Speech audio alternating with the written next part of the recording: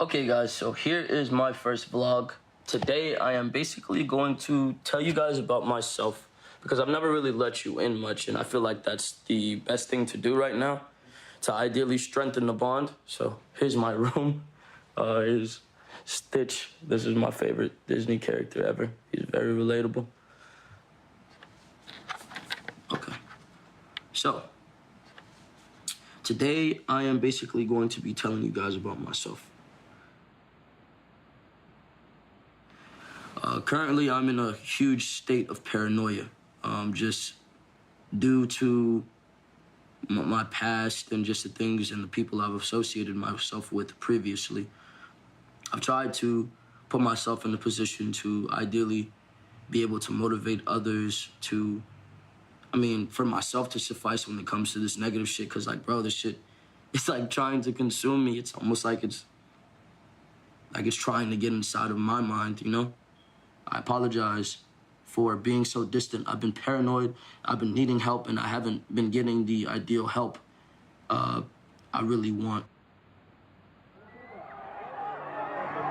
No, we need another mic. Hey, unfortunately, they won't let me jump off. But listen, I'm gonna find a way to compromise. Los Angeles, make some motherfucking noise!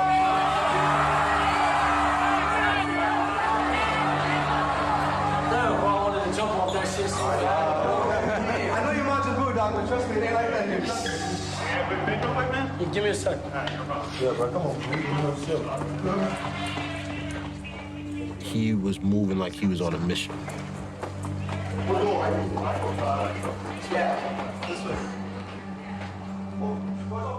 I remember being at these shows and watching how much he controlled the stage, watch how commanding his voice, his actions were. Like, he was a natural leader. I'm gonna count down to 3. And when I say it, y'all motherfuckers jump. 1, 2, 3. Ay, all I bitch was your mess. Ay, can't keep my dick in my pants. Ay, my bitch don't love me no more. Ay, she kick me out of life, bro. I always felt like people use the term rapper to describe him mostly because he was black.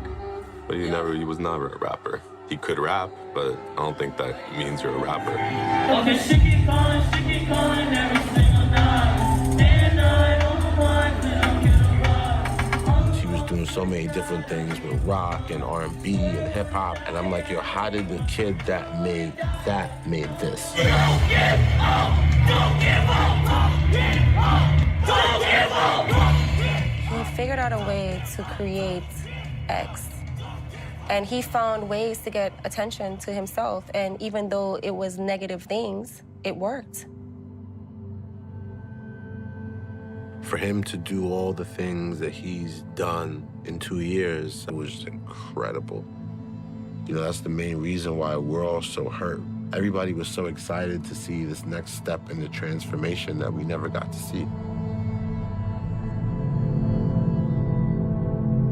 The rapper XXXTentacion has been shot, apparently. XXXTentacion, a rising star here in South Florida. Police say the artist, whose real name is José Onfroy, was leaving a Broward County motorcycle shop yesterday when he was shot by 2 men who ran up to his car. The deep connection that his fans have with his music, that's a fact. That's a real thing. His music obviously means so much to so many. X's music saved my life. For 3 years, this dude helped me get through depression and a bunch of stuff, man. Long live X! Long live X!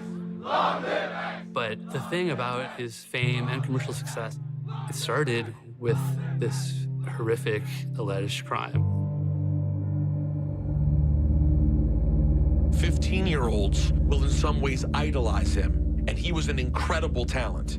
He should not be anyone's idol. Show some respect and leave it alone. You know, not make a mockery of a man's life and death. The internet is a place for just a big conversation, and he was the topic of the conversation anytime he did anything. You know, there's been a lot of fucking pressure in the media and shit to not fuck with this dude. And I also just want to say, fuck anybody who's disrespected him after his death. I do think he was changing.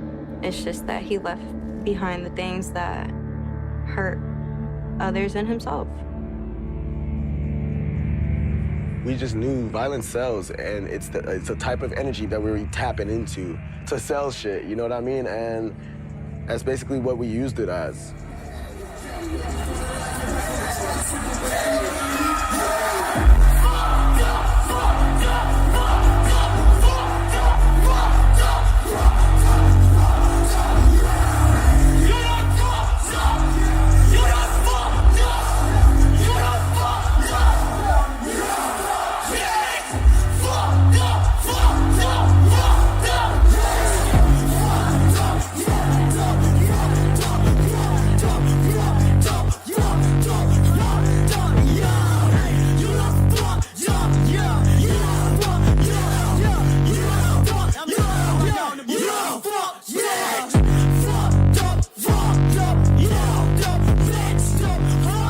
Y'all niggas mad I'm successful?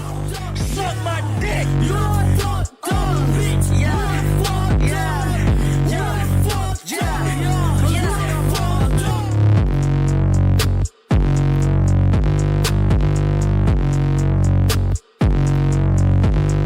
Fire!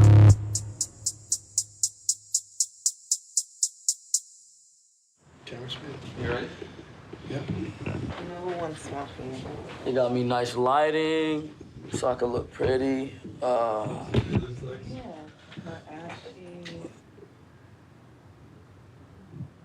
You getting more popular, a big debate that you've sparked, if you've read a lot of stuff about you, I don't know if you have or not, is whether or not you can separate art from an artist, right?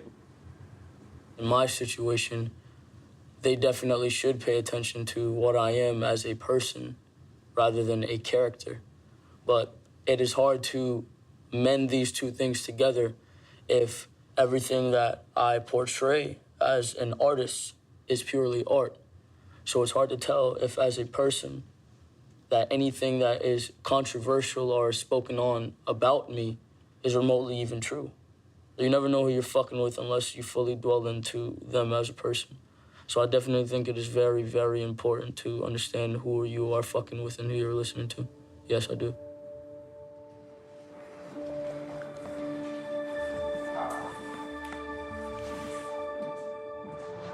So, why did you decide to make this documentary? I decided to make this documentary because I felt like my son's story needed to be told.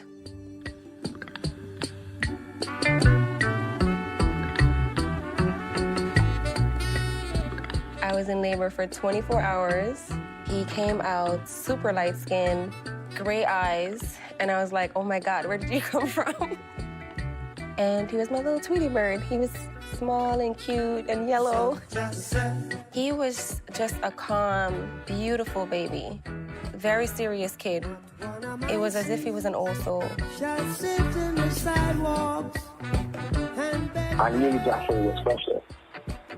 The name Joshua came from Bob Marley, who we would call God. We as Rastafarians would say Jah. So Jah is God, and Sheh is seven. God said, from the mouth of God. And I name him Joshua.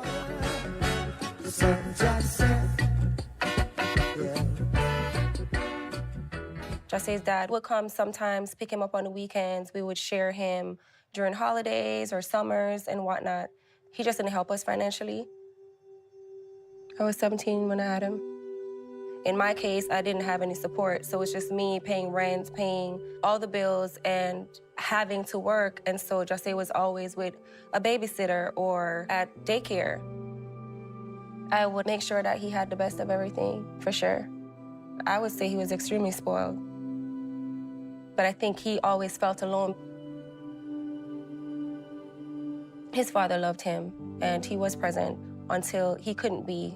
He got arrested after Jose turned 10, and he got 10 years in prison. He hasn't physically saw him in person since then. When I was growing up, my mom tried to give me love by financially taking care of me because she seen that as the most important thing. As long as I ate, and as long as I had clothes, and as long as I had a place to stay, that was the most important thing to her. She was never able to emotionally nurture me. So that left some sort of self-hate for myself because I felt like I wasn't enough, you know, for a certain amount of time. There was like a shift in his behavior, a shift in his personality. At the age of 10, he just started wilding out. He would like act up in school, you know, class disruption, fights a lot. I stayed on him 24/7 and we would bump heads and we did not get along. When he was 13, we got him evaluated and they told me that he was bipolar. They wanted me to put him on medication and I refused because where I'm from, we don't label kids. And I don't really believe in, you know, dosing kids up with drugs or anything like that. I would prefer going through counseling and trying to get to the root of the problem, and we did that. It just got really, really bad. He was able to get kicked out of every school in our district, which is why he ended up living with my mom.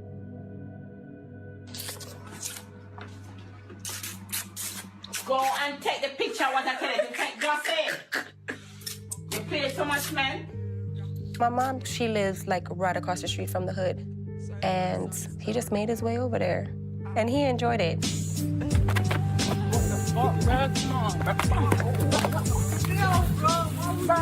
started skipping school. At the time, he would always say, I want to be a rapper.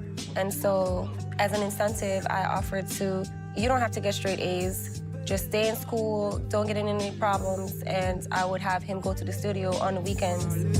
He's showing signs of corruption. It went from something to nothing. Put his hands on his mother, and now he's fucking his cousin. Now she's having. I remember him making his like first song at like 14, and we were like, yo, like we didn't expect that at all. It was like almost like he was telling a whole story. That was like the first time we heard him like curse too. It was very inappropriate, but I was like, all right, you got something. All my life I dream these things. Seems surreal that I see these things until I D-I-E. All you niggas just P-I-E. Nah, nigga can't sleep on me. I kept up my end of the bargain until it didn't work anymore.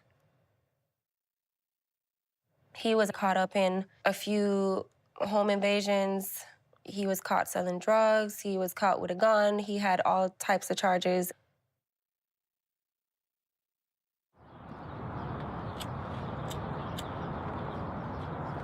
Is it rolling? Yeah, I'm just gonna roll. All right. Hi, my name is XXX. My name is Ski Mask, the Slump. God, I have a skinny dick. I don't know what you're talking about. Pussy nigga know, don't fuck dog. Hey, lame nigga better know it's luck up. Hey, pussy nigga know he fucked up. Lame nigga better know. Honestly, I didn't know what to make of Jahseh at first. I met him in juvenile jail. I was at least 16. I think he was younger than me at the time. He told me his charges, and I was like, this nigga's in here for armed robbery? For home invasions? I'm like, okay. What really connected us was we would be beatbox, like making beats on the table, on the chairs and shit, and we would just be freestyling. A little of anyone that nigga will be cashed in half, but I'll leave him half alive in a basket. And if you're not established, come to the madness. We would just like feed off of each other. We both were the big brother and little brother at the same time to each other. We didn't even know what we wanted to do at the time. We just know we wanted to make a stand for who we are and just be ourselves, say fuck it, like no matter the consequences. At that point, we were like, we don't really want a job, and if we need a job and the job doesn't want us because we have face tats, then that's not the job we would really want for ourselves or some shit. Like, fuck it, this is what we're doing. Real piece of shit. Dirty piece of shit. Back then, we were stealing shit. Well, I was. I was stealing cough syrup and selling it. We was just having a lot of drugs, really, back then. And we found a lot of ways to make money, but because our parents wasn't helping us with nothing, really, because they just thought we were fucking horrible kids at the time. I remember Cleo's mom picking me and Jahseh up one day, and this is the first time I meet the lady. And she says, why are you hanging out with him? He's a bad kid. This is what she tells me. He's a bad kid. Why are you chilling with this boy? I feel like a lot of times Jahseh did feel like even his family didn't really like him at that point.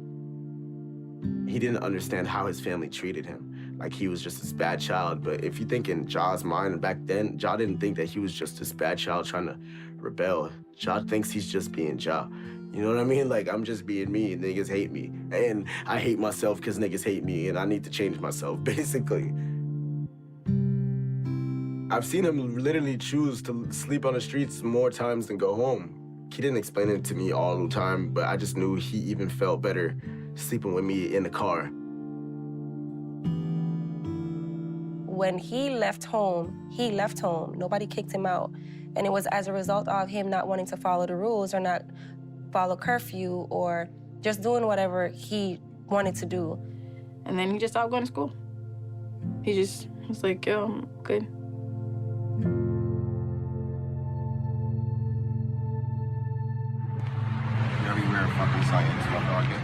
I don't even know why we wanted a group at the time, but I was like, nah, we gotta make a group of some kind. And I was like, very rare. And me and Ja rode that shit out till the wheels fell off. And then out of nowhere, Ja wanted to make his own group too. And that was members only. Come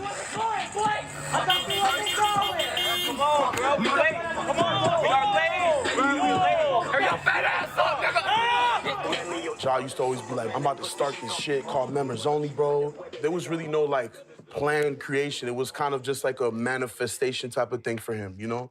And it was kind of like a brotherhood. Mostly everybody would come to my house. We had a backyard, and we would just like, sit back there and smoke and write lyrics and listen to mad instrumentals, Slapbox. Ja ordered a Snowball microphone, like one of the cheapest microphones you could get, and we just started recording on it. We were recording in bedrooms. My friend's bedroom, friend's closet. It doesn't matter what it was. He would pull that little thing out with the 3 prongs, and we would just record that shit. And that's why our music came with distortion, because the type of mic that we were using, but we would use it to our advantage, really. It was like the SoundCloud era of rap. We didn't know what we was doing. People loved the first song that Ja dropped on his SoundCloud. It was Vice City. I seen the press, always being bothered, nevertheless. Keeping me out of prison and putting me to the test. They ask me what is happiness, you write it on the check. Or you feel it on the sweat when your dick is in the breast, huh?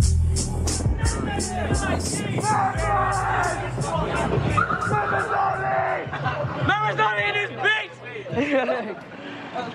What really had us notice, what really like rang bells where we're from, was the shows. Members only in this bitch! Members only in this bitch!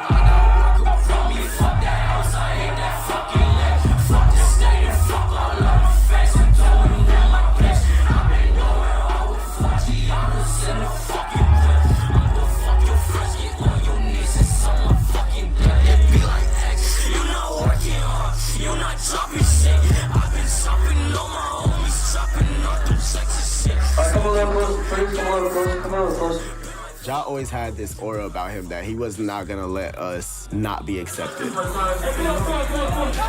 not gonna run this bitch until y'all come up. We would pull up 60, 70 deep, and we're gonna grab everybody else off them walls. So he always had a huge crowd of people around him, and then everybody looking at it like, what the fuck is this, or who is he? No, real shit. I appreciate all y'all for coming out here. Even if you didn't come out here for me, man, but all the support, all y'all, man. He had a way of making people feel wanted, needed, important, and that's what would gravitate them towards him. He was so comfortable showing his vulnerability. It kind of made kids relate to him.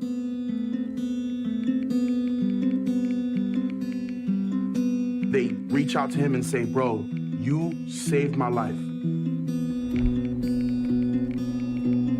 Can't seem to find someone's shoulder. Who will I rely on when it's over? The more I got into that creative process and really being imaginative and really thoroughly like studying the dictionary and thesaurus, and then I really started liking making music. And then I started using it to kind of cope and as an antidepressant.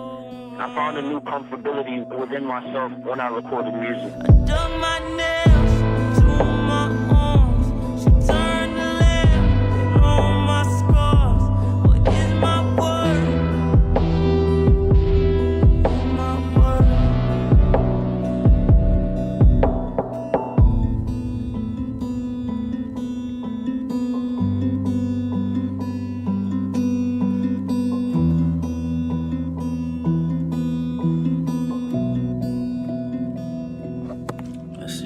Let's see if this shit work. I think this connection bad. All right, it's working, I guess. Hi, you guys. Let's wait till we get more people. Damn, bro, it's already 100. Jesus Christ. Already 200. Jesus Christ. All right, I fuck with y'all. Y'all out here going hard. I left my DMs open. That's what nobody realizes. My DMs are open so people can talk to me because I really like to talk to my fans. I don't like to just be an ignorant asshole and act like nobody's there, you know? That's why, like, when I get depressed, I realize that I have you guys, and it motivates me to be a different person. It motivates me to not be so fucking down, you know? Like, look at this. We've had over 1,000 people in here, and like I'm just one person, you know. So to have that many people supporting me, you not know how awesome that feels. That's fucking awesome.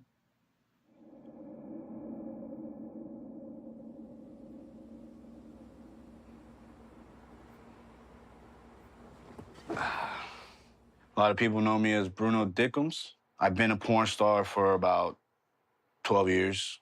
I created my own website. You gotta show us some skin, baby. Skin to win. We shot reality-type porn. I followed around artists in the underground scene. Me meeting a lot of artists, you know, I decided that I wanted to manage some of these artists because I saw a lot of potential. You know, I was going to a lot of the shows, and there was one guy that was starting to make a little noise in South Florida. I didn't know who he was. And everybody around me was like, it's the kid we were telling you about, X, you know? He's like coming up in the scene. We weren't on the level that he was on. It was him and Ski on a particular level, and it was our job to help that grow and formulate. He started off by networking with artists that was already running the South Florida underground scene. Wi-Fi was one of those people that already was up there. Rob was another one, he was already up there. Denzel. I just saw his energy. Like, it's hard to explain. Like, just his presence, like, he could make noise in the room and not even speak. These kids, man, they looked like they were ready to die for Ja. It was already XXXTentacion. The way he got that name, he came up with that name was his, you know, infatuation with porn. So once he heard, oh, there's this porn star that shoots porn with underground artists, he's like, oh, this is the guy I gotta meet. So I think he was living with his grandma. And he started coming over more than he was supposed to. So I was like, you come in here a lot. And I wake up in the morning, you sleep on the couch. I'm like, hey, man, you don't live here. Like, it's like, bro, where I'm at, man, I'm going crazy. Like, I need to be somewhere else. Like, please let me move in. I was like, all right, I'll officially be your manager. You can move in. When I started managing Ski, too. Yeah, baby, throw that ass back on the tricycle, baby. When he was able to stay at Bruno's, I think he was able to hone in on his artistry, like the screamo type distorted beat. No one was delivering like him, you feel me? But this is like one of the first times we've seen Ja yell at the mic. The porn girls in the house was going in here like, what the fuck is wrong with this nigga, dog? We were literally living in a porn house. We would see crazy shit every day. And then the rages at the concerts, like all the energy just mashed. We were living it. I think that's when things started picking up for him because he started making better songs because he was able to jump into that character, if you know what I mean. And on top of that, he was doing a lot of shit, like he was beating niggas up on camera and shit. Hey, Periscope. So we got a very, very, very, very extra interesting story today. So basically, this nigga that owes us some cash pulled up to the crib, and he thinks we're cool with him. So my manager was letting him kick it in there. But basically, I'm about to just beat this nigga's ass, and you guys get to watch it firsthand. If anybody fucked with X's friends, X is gonna deal with it. The kid he beats up in the bathroom was somebody that owed me money. And I told the kid, man, if you can't pay me the $500, we're gonna have to fight this out. We're gonna have to record this for my website. Are you cool with it? He agreed with it.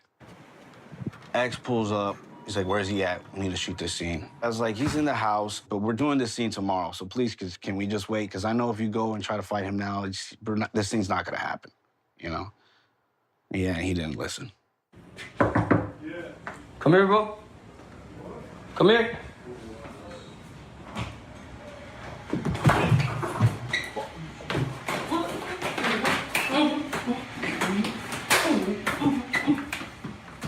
Honestly, there would be times where I'd be like, what the fuck is wrong with this guy? There's something not right with this guy. That's when people didn't really want to be around Ja. To be completely honest, a lot of people that was around Ja didn't want to be around Ja before Ja got onto shit. People hated Ja, to be completely real. Come on. Don't play with me, bro. He was a small dude, but he had a very loud Napoleon complex to him. I was always the person that people would be coming to calm Jahseh down. I basically was always the one that looked him in the face. And I'm just like, I'm here, bro. And I'm gonna be here for you. And I think I was one of the first people to really do that for him and show him that I'm gonna love you either way. That's why he really loved me and felt like I was one of his really true best friends, because no matter what crazy shit Ja did, I had to look him in the eye and hug him and tell him I loved him for him to understand that you're gonna get better. Ja hated himself at one point, and a lot of points. What do you think the things that he struggled with, like, what are some of the things that he struggled with? Emotions. I feel like he hated his own anger, you know what I mean? And he was trying to learn how to control that, his emotions, basically, and not let them get the best of him. That was really just his biggest battle, himself, really, yeah. It took a series of things for Ja to get the way he was. I mean, Ja used to tell me he used to see his mom get beat up when he was younger or some shit like that, Cleo. His dad tried to put his hands on me a few times. It didn't work out well. I didn't call the cops on him because where I'm from, that's also taboo. But I hauled ass real quick. I wasn't about to be nobody's, you know, my story don't go like that. You know, we're Jamaicans, so we're used to ass whoopings. Like, we get our ass beat, like, with hoses and 2x4s and you name it. And so it's passed on from generation to generation. I don't know if his dad beaten him with anything crazy, but he would snuff him and he would, like, beat him if he would tell him to study his timetables, if he would get something wrong. So whenever he would get in problems at school, Dad would come give him a whooping, a good one. But he wasn't abusive. I wouldn't say he was abusive or anything like that.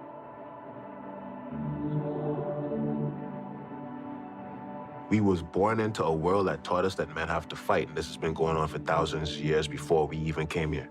So if this is the way the world works, our parents, big brothers, big cousins don't want us to be at a disadvantage. So when my big cousins used to be beating my ass as a kid, they was training me to not get my ass beat as an adult. Same on this end. So at the same time, it's like, it might affect us negatively, personally, but generally, you feel me? Generally, it protects us.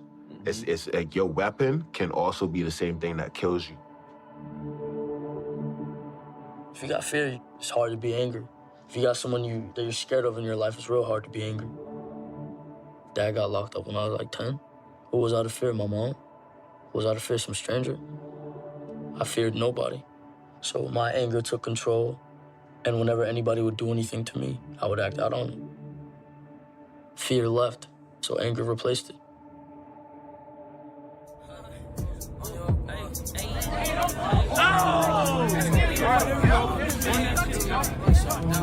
Like everything that he did when it came to beef and fighting and popping off, even though it was mental instability there, he would still go on live and he would record it knowing goddamn well this is good for my career.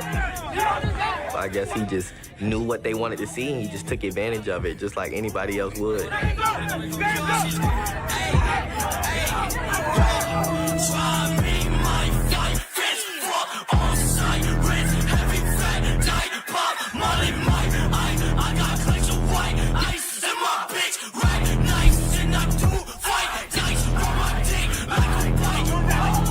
I would do little things that I knew would get people's attention.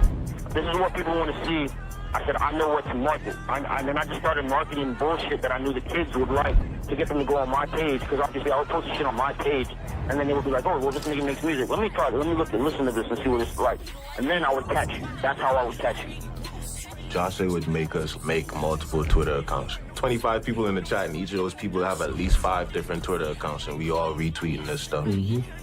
And we all going to sit there on Twitter and talk shit to anybody that come under there talking shit and just fuck up the algorithms in our favor. It was just like a... Draw attention. It was all planned out and very strategic. Calm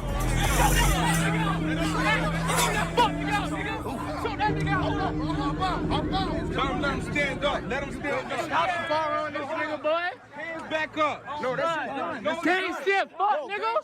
All these people want to see is us destroy each other. That's what they pay for. All controversy So if you're telling us, if you're paying us to destroy each other, then we will become gladiators. What do you expect us to do? If you leaning at my place, make your head. Oh, see if they fuck with that soft shit. I dropped like some soft shit. Tell me if y'all fuck with it. He came to my house and he was like, bro, I got something really different. Like, really different. Like, I'm singing. Like, I'm like, you ain't singing, bro. You used to yelling and screaming on tracks and being angry. And you play, I don't want to do this anymore. I'm like, and he's looking at me and I'm looking at him. I'm like, bruh.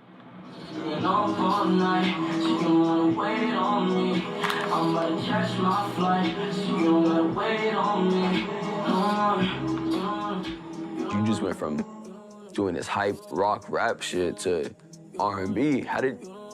And after that, I knew he was gonna be great. Once he made that song, I was like, he could do it all now. I don't wanna love myself. I'm praying that y'all love me. There is no definition to my raps. Like, I'm versatile. If you give me the tools to make what the fuck I want, proper studio, proper engineering, even the people that will sit there and take their work very seriously, and like as far as the production, I'll be the greatest artist there possibly is. Really? Literally.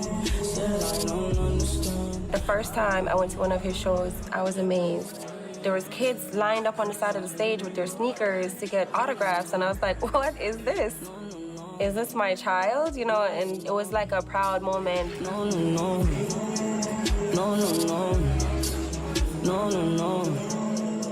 I started noticing that X, you know, was getting in his feelings. He was feeling a little lonely. And him being a hopeless romantic, he's like, I need a girlfriend. It's gonna help me focus. It's gonna help me be creative. Because some of the music he was making was, you know, a lot of that R&B love stuff. So I guess he needed something to actually make it real, make it sound real.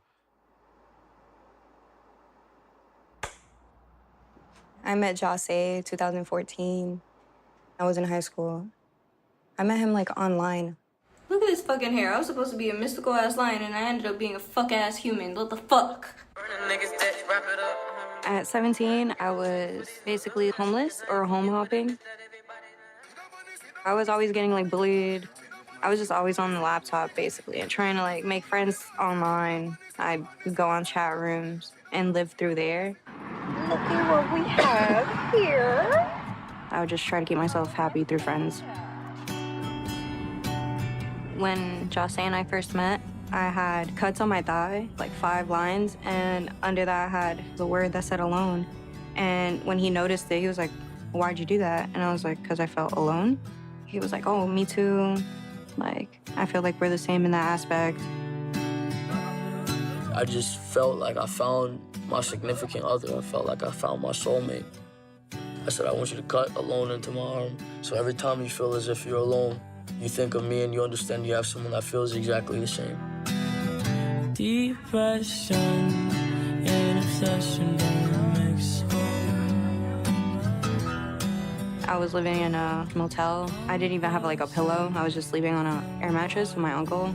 So he gave me a pillow at his house and gave me a jacket. It's like he didn't want me to feel like I didn't have anything, even if he had to like sacrifice his own thing. I was like, yo, do you like sleeping alone? She said, no. I said, neither do I. I said, I know that you stay in a motel. So how about I go back to the motel with you and I'll sleep in the lobby? She said, are you serious? Would you do that for me? I said, yeah. Hollywood motels, hell, I think I'm just obsessed with you. It was the only person I had around for a while that I felt relevant to, despite, like, besides my mom. I realized that he had a girlfriend, so I basically fell back, and after those 3 days, we didn't hang out. We really didn't have contact either. I didn't hear from her for 2 to 3 years.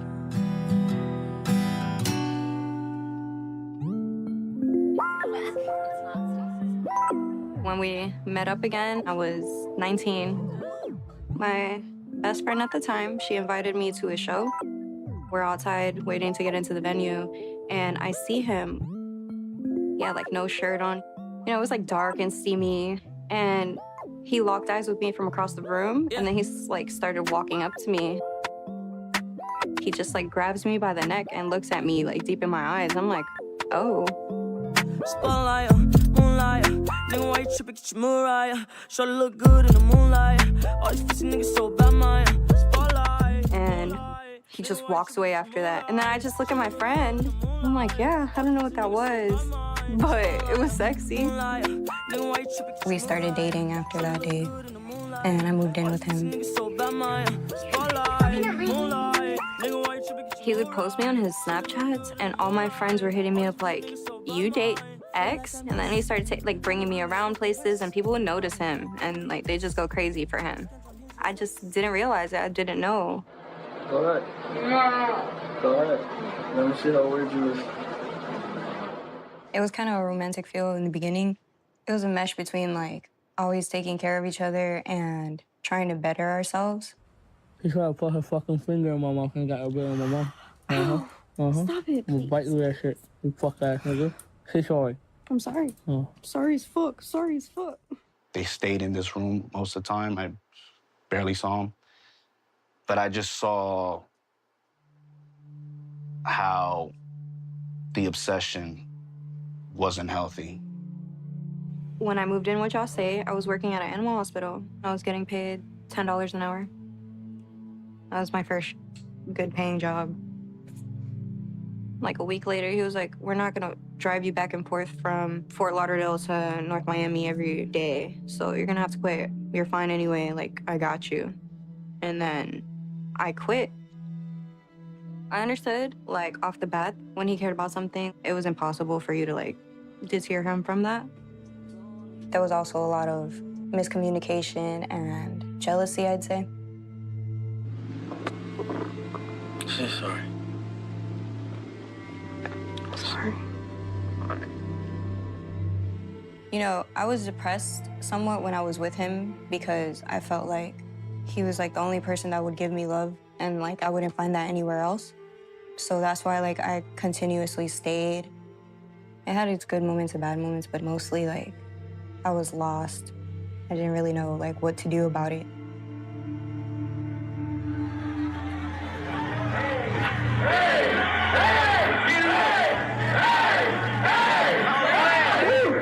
I'm already tired of this shit. Hey, so we got this new call. We got this new call called R.P. Roach.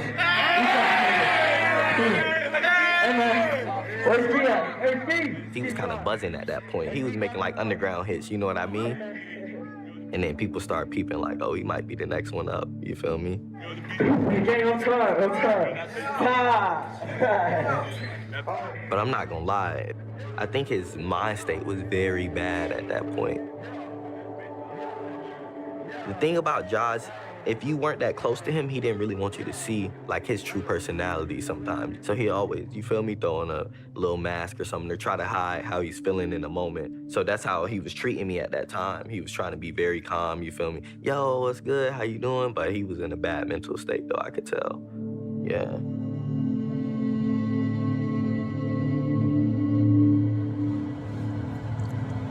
This is the first time I'm letting them see my hair.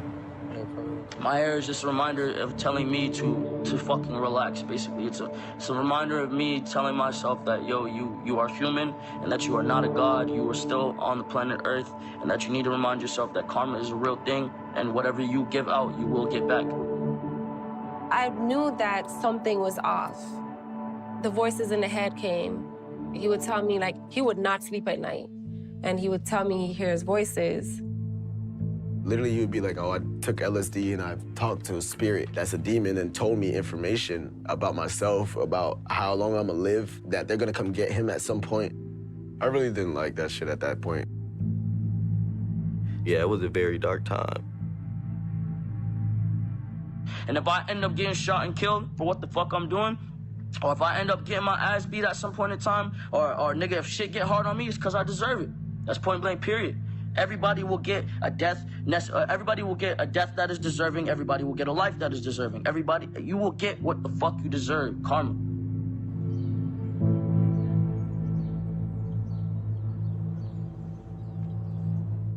I was 23 in the summer of 2016 when I met Jose.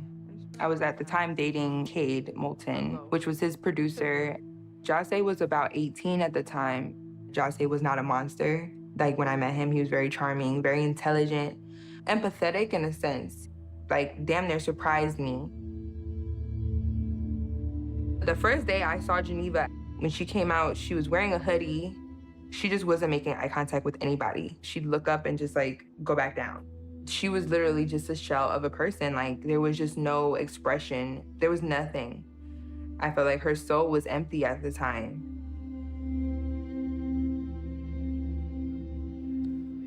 One day, Cade cracked a joke in the car. She kind of giggled and laughed. And Jahseh, like, cut his eyes to her and was like, when we get to the house, go in the room. And I was kind of like, the fuck? Kind of just came clear that he was not happy with her laughing at his joke. They went in the rooms and I could hear them fighting. Eventually you just hear somebody was getting hit. Jahseh had a bathroom in that, a private bathroom in the room. So you could hear water running and I'm thinking, okay, maybe they're gonna take a shower or whatever, but no.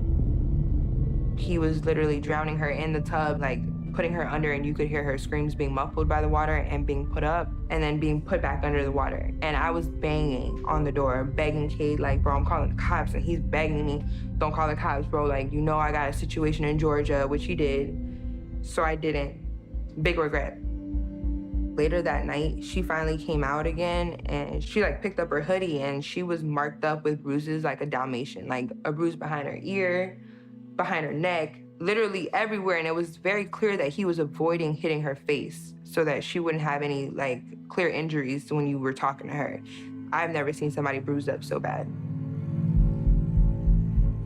It was just very clear, like, she didn't have nobody. Like, she didn't have any money. She didn't have any family support. So in a situation like that, when people are like, why don't you leave? Why don't you leave? And you really don't, you think that that person is literally your foundation and your network to life.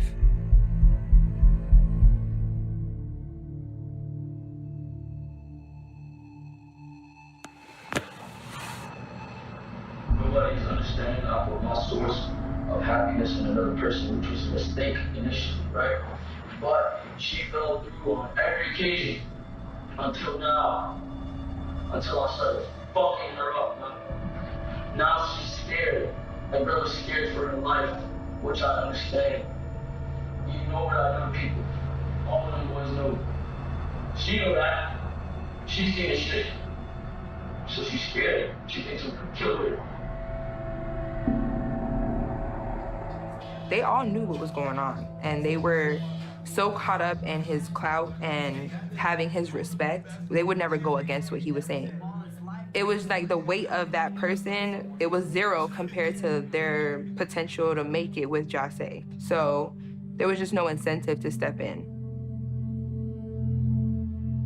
You know how you got that little voice in your head and it'd be like, yo, don't do that. I don't think he had that in certain moments, if you get what I'm saying. So he used to just be like, bro, niggas try me. All right, let's go. You feel me? So if you don't have that in your head, you kind of got to have somebody around you to be like, yo, bro, we good, bro. It's not that big of a deal. You feel me? Let's just vibe. And I don't think that was the thing. I don't really think he had that in Orlando.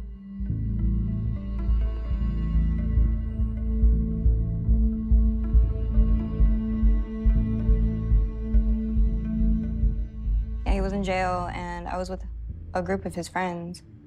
You know, they were like taking care of me and stuff until he got back. And I ended up cheating on Jahseh with his homeboy.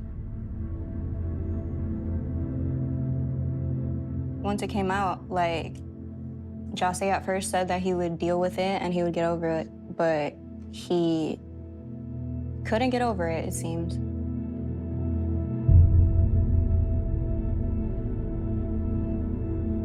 He did come to me and was like, hey, Geneva's pregnant, what do I do? And I couldn't really answer that question. I was like, just be there for her. That's it, you know? I can't be here, especially now she's pregnant.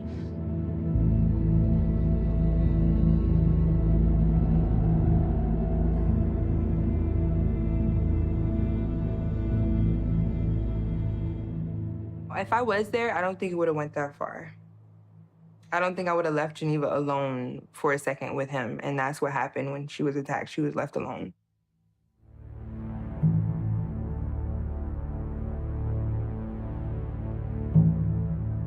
From what I understand, like, they held her there for like 3 or 4 days and wouldn't let her see the hospital. I remember when she said how she escaped, because I was like, how the fuck did you get out of that shit?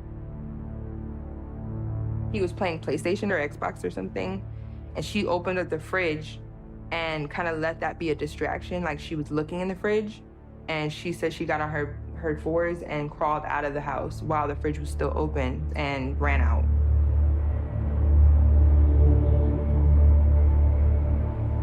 I had nowhere to run. I don't have any brothers. I don't have a father figure. Nobody was gonna come save me. I had to leave. I felt like it was gonna get worse. The first person I called when I ran away from the house was my ex-boyfriend, because literally besides my mom, that was like the only phone number I knew by heart. And he seen my face and he's like, okay, this is crazy. I have to call my mom. His mother was like, she can't be with you because they're gonna think you did that. She literally drove me to the station. She was like, go, because you're not staying with us like that. I didn't want nobody to go to jail, but I didn't know what to do. I wasn't aware that that would all like crumble down onto him like that.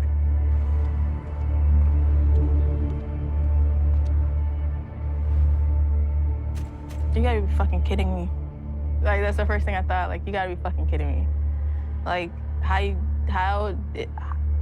like, you just gotta be fucking kidding me. Like, there was no other ways to think about it.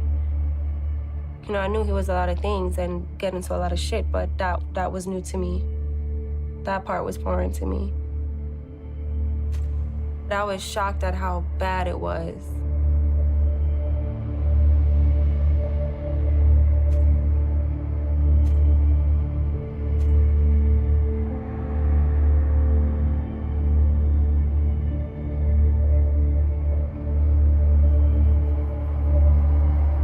He was already out on bond when that incident happened. He had racked up so many points that, you know, he was going to jail for a very long time. Cleo, in her mind, was like, I'm gonna have to take care of him his whole life because he has a record, tattoos on his face. Like, it was exhausting. Just running, like, not knowing what the next option was for him. All right, so I'm gonna ask you, Geneva. I need you to speak for yourself. Can you hear me, Geneva? Yeah. When he called me, I was really nervous. I was like, okay, this is a jail phone call. I answer it. All right, are you with me or against me? I'll fucking drop the charges, but you already said that I might get in trouble shit. Because I don't want you to end up in jail. If you drop the charges, you're gonna end up in jail, Geneva. I have to find a way around it. He was telling me that I would go to jail, and I was scared of that. But then he would tell me that he loved me and that he cared about me. He didn't want anything to happen to me. So there was still like a little bit of manipulation, and I was just like so confused. I don't want you in jail, Geneva. I love you. It's gonna drop eventually if I do not show up to court. If I don't show up to court and I don't. Yeah. Exactly. That's what I know. I'm gonna make you do. That's what I'm gonna make you do. That's what we were gonna do regardless. The fact that he got in the amount of trouble that he did get into, it was not my intention. I just needed to get away from it. Of course we believe him. We're family. We hate to see one of our own be incarcerated, you know? Especially for an allegation, you know? And he's literally sitting, rotting in jail for an allegation that... Almost a year. That shit felt forever. Everybody was like, he's arrested because of his girlfriend. And I'm like, well, this is why. When I told my piece about the situation, fans were not very understanding because obviously the person that they look up to is saying one thing and then I was saying the complete opposite. Obviously, they're not gonna believe me. The fans are toxic. So they get an ear of things, they're going to start making up their own narratives and start twisting things and contorting it. And so now it's this on social media. Whether he did it or not, for people to make it public, all that shit brings attention towards him. I want to say we were on Instagram and ASAP Rocky was like, yo, Free X is the hottest nigga out of Florida right now, right? Free my nigga XXX. I can't wait till he come home. Fuck is you talking about? He the hardest nigga in Florida. I said it. So what? You don't like It would literally became like a hashtag. Like his mugshot went viral. The first image I ever saw of Jahseh was his mugshot, and it was probably the most polarizing image of an artist I've ever seen in my life. He had tattoos on his face, half blonde, half black hair. He had this stare in his eyes. His eyes almost looked black. His image, it was exciting, it was polarizing. I knew that people wouldn't forget him because he was the first of his kind. Ay, my life bitch, you was your mess. Ay, can't keep my dick in my pants. Ay, my bitch don't love me no more. Ay, she kicked me out on life, bro. Unfortunately, we're living in a world where drama and bullshit sells. And so as bad as that was, it helped to catapult him to the next level because his name was everywhere. And then the Drake beef added to it. And it was the fans who started saying something about Drake stealing this flow. That's how we found out, because he was in jail. The fans were speaking up before us. Oh, yeah. We don't even listen to Drake. Demon just got out of can. I gave my bro in advance. Love is just not in my plans. My life bitch, you was your mess. Ay, can't keep my dick in my pants. Once the fans started speaking, it all started speaking for itself. People were finding about the music, falling in love with the music. People were finding about the charges, hating him for the charges. Like, he was only getting more famous by the day. Whether you loved it or whether you hated it, you just had to acknowledge it. Look at me, fuck on me, look at me, fuck on me, look at me, fuck on me, look at me, yeah. Look at me, fuck on me, look at me, fuck on me, look at me, fuck on me, look at me, yeah. I had labels started reaching out to me because he was locked up. Regardless of whether me and him fought like cats and dogs, he knew that I always had his best interests at heart. Who was he gonna trust? You know what I mean? I'm his mama. So he gave me power of attorney. You know, I was kind of like, oh, we should sign. He was like, no, Mom, if we can hold on and stay independent, that's where the real bag is. Seeing other people being screwed in the industry, he knew very well and from early that he wanted to own all his masters. He knew what the end game and the end goal was. Solomon found us, actually. I was intrigued by that. You know, I saw pictures of him, of course, but, like, I don't know, in my mind, like, I was expecting him to be, like a giant almost when I saw him. And then when I saw him behind the glass, it was just kind of crazy because he was a kid. All this craziness, and he's just a kid. Like, he had all the hope in the world, and you could see he was vulnerable. So at that point, I'm just like, yo, no matter what, I got this kid. I got him. We got our first deal while he was locked up. We got that $100 grand to license Look at Me to Empire, and it was off to the races from there. At the time where you came across Look at Me, are you aware of what had happened to make those numbers start jumping? No, I really didn't give a fuck, to be honest. That wasn't a concern to me. I just knew that the record was special, it was moving, and I just started chasing it. I think my first contact with him was Bob called me on three-way with him in prison. And we talked for a couple minutes, and he told me he had a couple other deals that he was looking at, so on and so forth. And he called me back with Bob on the phone, and he said, I'm gonna do your deal. And I said, I don't understand. Why would you do our deal versus the other deal? And mind you, the other deal was like a traditional multi-album deal, large advance. I think the advance was like 1.5 million, he told me. My offer was like 100K for like 2 singles. And I asked him, I said, why would you do my deal over the other deal? You're only like 18, bro, that's a lot of money. He said, because your deal makes me a partner and their deal makes me a slave.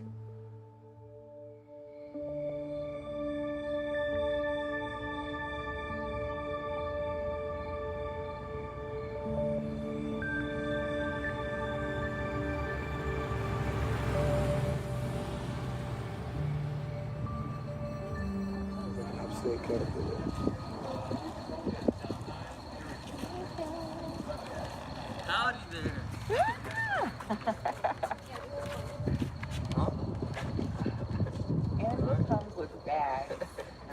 I still feel like I'm dreaming. I feel like I just broke up out this bitch. Yeah, don't go to jail in Broward County. Don't go to jail in Bragg County. They not finna let you out. Oh, that boy can't. You look fresher than a bitch. Yo, my nigga. Oh my goodness. I'm out this shit, dog. I'm out this shit, dog. Yeah. This shit about to be crazy. Bro, this is all you, bro. This shit about to be crazy. Oh, goodness. I'm gonna call my mom. Oh shit, bro, you out? Nigga. Look, FaceTime. Huh? FaceTime. I look awful, baby. Do it. Hi, princess. You look beautiful. What are you talking about? I look horrible, are you kidding? You look like sex. How does it feel to be free? I feel like crying. I'm about to get on my knees. I'm dead ass serious. So don't come back to the shit. I'm so happy you're finally out. Yeah. You look fresh, bro. You all look like a jag. I love you. I love you. See you in a little bit. I'm gonna call you.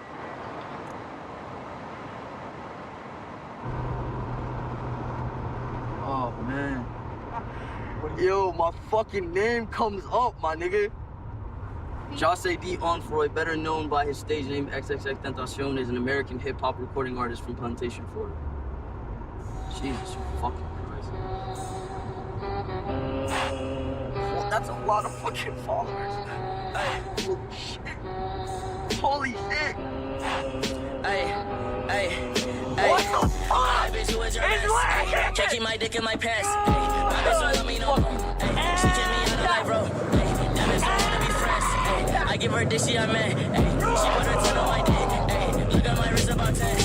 Fuck on me, look at me. Fuck on me, yeah. Look at me. Let's take over the fucking world. Fuck on me, yeah. Fuck on me, yeah. Put me down, boy. Hi, baby. You smell like Cigarettes. cigarettes. Yes, I do. Ass and Wait, are you cigarettes. getting short? No. Oh yeah. Okay. Oh yeah, I guess you like this jacket better, huh? Mm-hmm, just like that. Let me pick you up. If you could. Papa.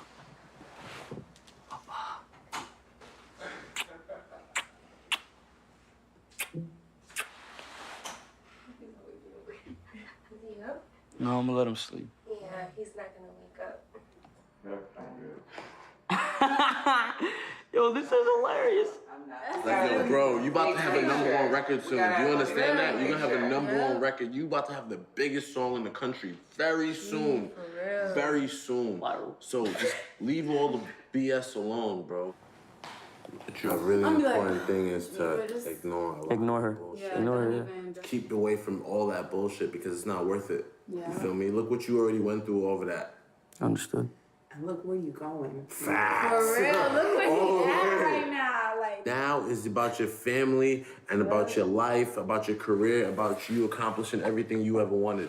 That's the only thing that matters, man. Leave everything else in the past, bro, and just make the most out of it. Make your little brother proud, make your mother proud, make your family proud, bro. That's all everybody wants. It's just to be proud of you, you know what I mean? For you to change the lineage of the Onfroys for the rest of eternity. yeah. And you are the example right now. I mean, I'm not saying you're a role model like that, but people are looking at you, and you now have a lot of responsibilities as a grown man. You hear that, Leo? You got a lot of responsibility. I'm handing this to you. As a grown man. Yeah? Yeah. I understand. Nah, you're gonna be just fine. I'm gonna just take it one step at a time. That's all you can do, man. Just take it one step at a time and just try to do the right thing. Yeah. That's all that counts, man. This is a story, this is a full story, and this is the last time I will tell it. She was already bruised on her face. All while she was staying with me, she was already bruised on her face. Now with the severe bruising, I don't know how the fucking severe bruising came about, but she had like bruises on the left side of her face when she was at Bruno's. I think she got jumped. That's what I told everybody. Like, yo, she got jumped. Cause the way she was fucked up, I think she got jumped. They're not gonna admit to it. I don't give a fuck. That's not my part of the story. But that bitch got whooped bad. So I didn't beat her. Nor do I give a fuck about who beat her at this time, because now I know she's an evil bitch. There's the story.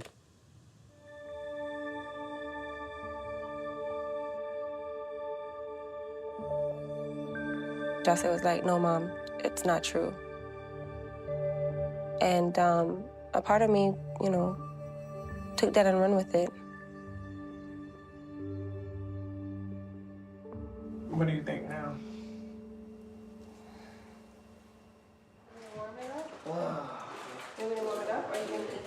I mean, that's my son. Even if he's Hitler, that's my son. If he's the devil, that's my son. I birthed him. Wrong, right, or indifferent, I'm gonna have his back no matter what, and I'm gonna have his best interest at heart. So naturally for me, I wanna save my child. Any mother would have done the same thing, I would think. Dancing? Yeah. What do you mean I was dancing? Like whining, like slow. Oh, I could never repay my mom for the amount of pain that she's been through, and I gave her more, and she still stood there hanging on with broken hands. I could never repay her for that. I am forever in her debt, and I do everything that I still do now for my fans and for my mother.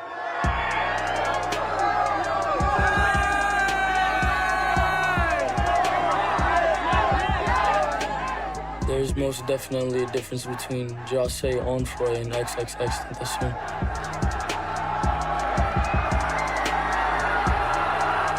Nobody cared about Jossie Onfroy.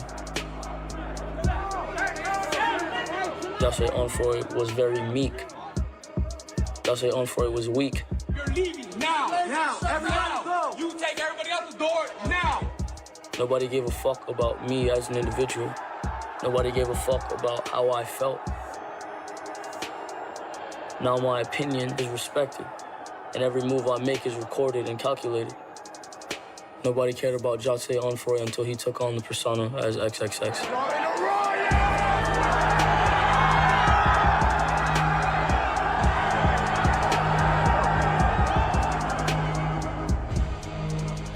Darkness sells.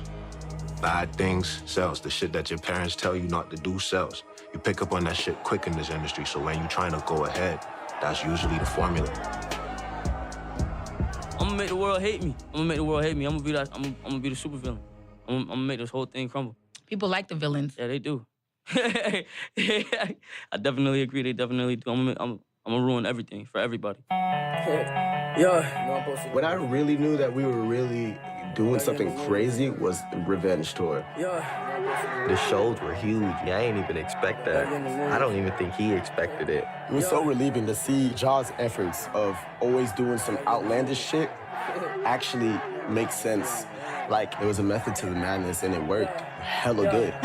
And boy, I'm sipping tea in your hood. What the fuck is up, you buttercup? Parking in that blunt, smoking suicide, bloody blood. Pussy boy, you talking shit for Twitter. It ain't not enough. Ja was a real showman. Every single night, he's trying to outdo the last night. You know, what could I do that's more memorable than the last night? I love it, right, fuck all that talking shit. Do that shit for fun. You fucked me off. You heard me? Bitch, I'm sipping tea in your hood. What the fuck is up? Bitch, I'm sipping tea in your hood. What the fuck is up? We gonna play this shit, and I'm gonna try and commit suicide. Okay? Play this shit.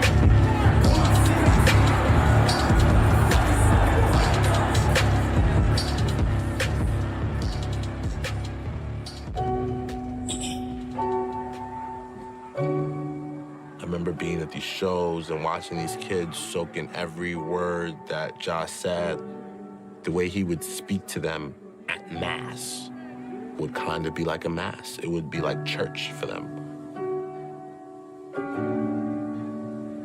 It was like a cult, and he would be like their God. Listen, to win anything in life, you have to acquire your purpose. Now, that state of depression, that basically that mind of depression that we all start off with when we feel, when we feel pointless, when we feel like we're not capable of anything, is because we have not found our purpose. You understand? Now, when you often find your purpose and you reach for the sky, people often tell you that it's not possible. Now let me ask you something. Do you think you can be right here or right where the fuck you want to be?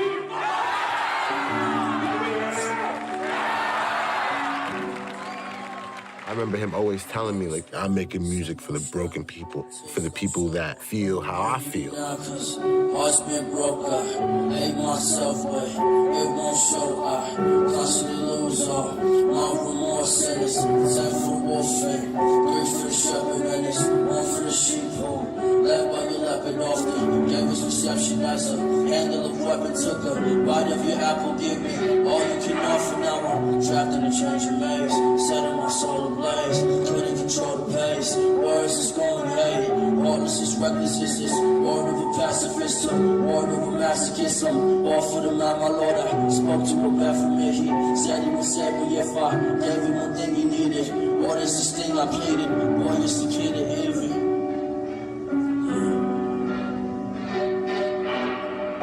As I spoke, my fingers show. Taking back the smiles and touch me. Would you pray before me?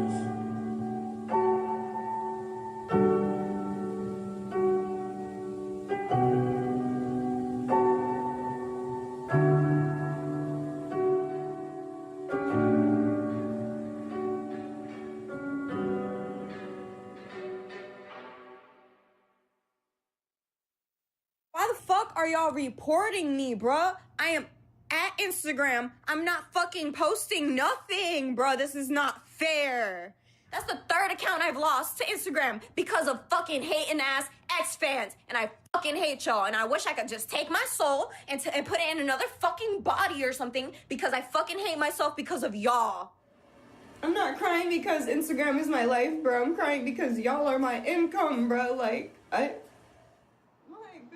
I couldn't get a job because the situation was so popular that people would come into the place I worked and they'll just like ask me questions and like the situation's fresh. I would start crying to the point where the managers were like, why are you always crying? Like, we don't need this. And everybody was like, you're ruining his career. But at the same time, I felt like my whole life was ruined because nobody even cared. Like after that, I was homeless. Like I lived in a hotel for like almost a year after that. And the whole time, I'm like, everybody hates me, when I was just trying to say what happened. And on top of that, they were asking me what happened. Like, everybody was, like, asking me what happened, and I'm trying to tell it. If you're gonna think that I'm a liar, I'm a liar. Because how am I supposed to fight that? I'm only one person.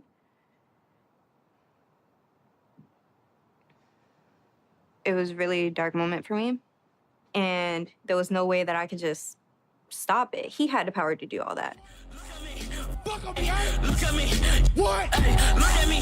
Fuck on me. Look at me. Fuck on me. Look at me. Fuck on me. Look at me. Yeah.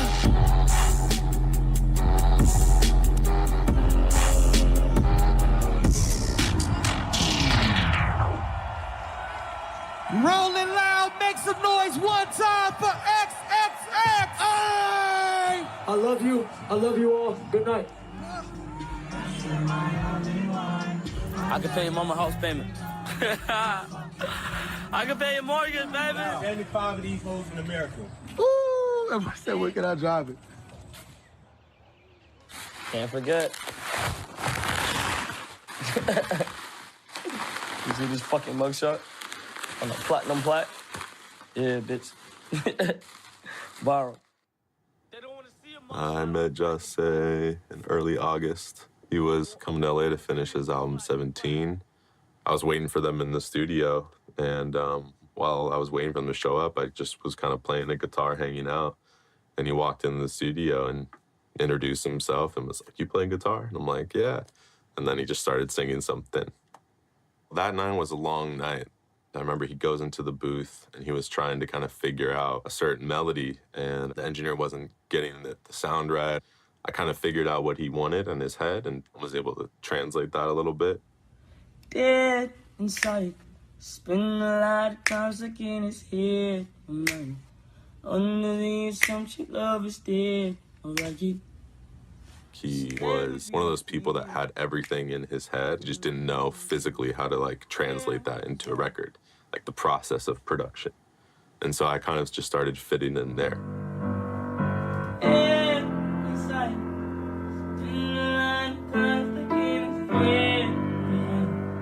I know a lot of fans, a lot of people thought he was gonna make an album full of look at me's, but instead he made this vulnerable, emotional masterpiece, really.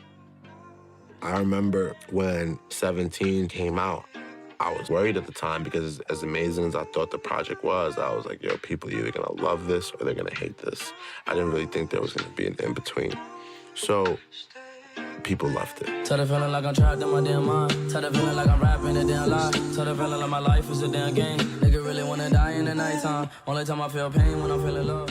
I remember Kendrick Lamar giving it praise, and so many people really, really, really surprised at how Ja just left his soul on that project. He just gave it to you. It was raw, it was honest, it was everything. And also nothing like we've ever heard before.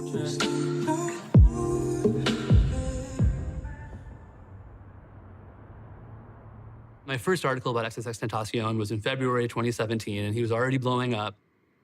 Around the time that X was blowing up was a moment when people were becoming more conscious of what kind of values they wanted to support. It was a strange moment for somebody to be coming up who also had these terrible allegations attached to him.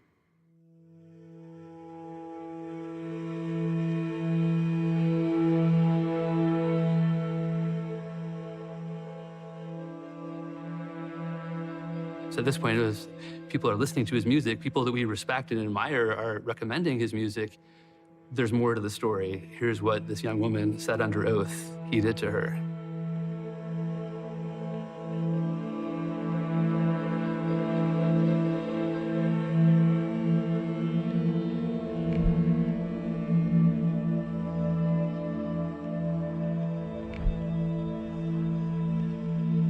Y'all niggas mad I'm successful? My No, but on some real shit, if you don't like me, refer me to your auntie so I can put my in her. Because if y'all really think I ever give about anything y'all be saying, or y'all gonna make me miserable, I'm gonna y'all little sisters and they. I swear to God, everybody that called me a domestic abuser, I'm finna domestically abuse y'all little sister from the back. Fuck, aren't you? Is this making you mad yet? If you hate me, are you mad yet? Are you gonna go on Reddit and post really bad things about me? Hashtag insensitive. He had gone on social media, and I think it was on his story, and he had a girl next to him, and they were laughing and giggling, and he made a pretty aggressive remark towards women, and it was pretty bad. I mean, it was bad enough that women in my office were talking about it.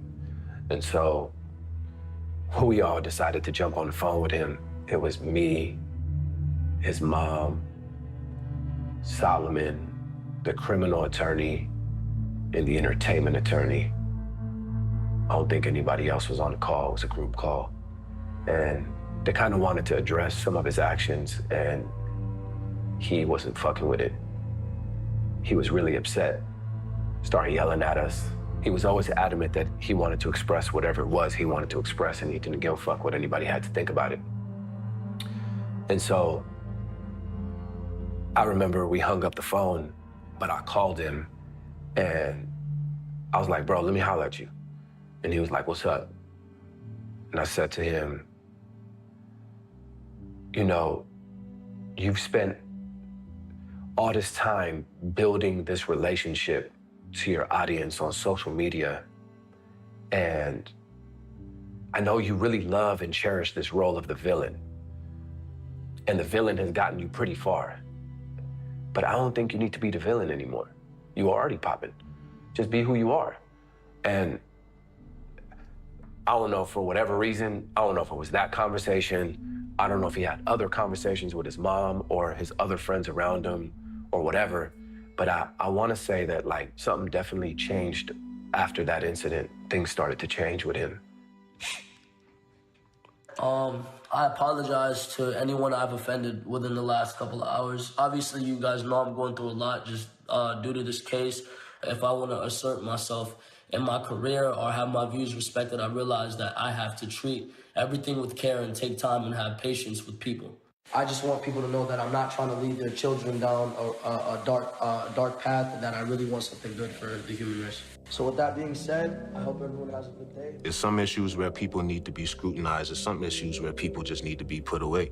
You feel me? But there's some issues where people need help, especially kids. He was mature. Streetwise, he was mature. He was music business savvy, you know what I mean? He had a lot of, so he had to have some type of like hustle in his family background, you could tell that. But at the end of the day, like emotionally, he wasn't there yet. How did his age factor into your perspective on this? It made me sad. You know, he allegedly did to her what he allegedly did, but that doesn't mean that he didn't suffer as well. That doesn't make him just a two-dimensional person either.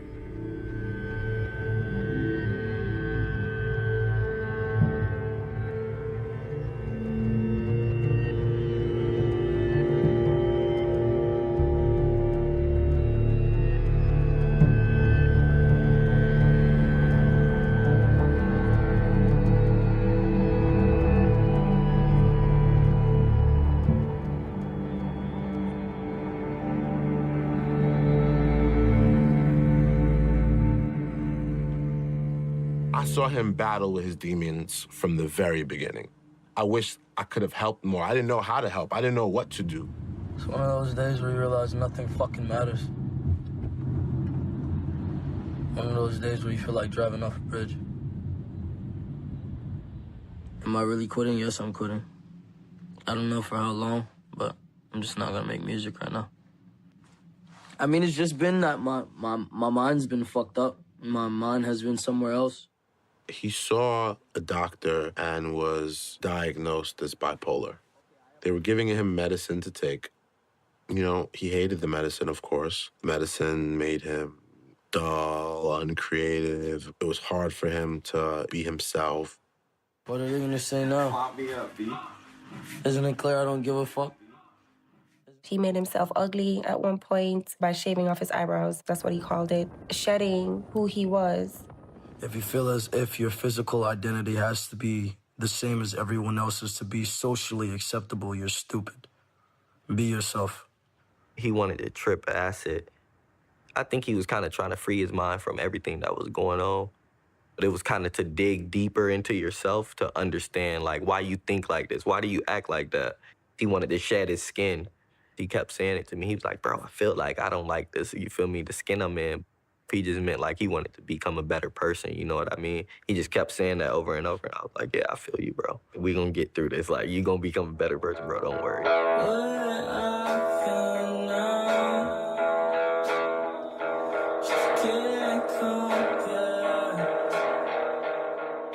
He was going through a lot, and we would be making songs, and sometimes in between the process, I would kind of leave my phone on, just forgetting about it, and then we would start talking about something. This is one. In the same sense, though, my paranoia be fucking with me, bro.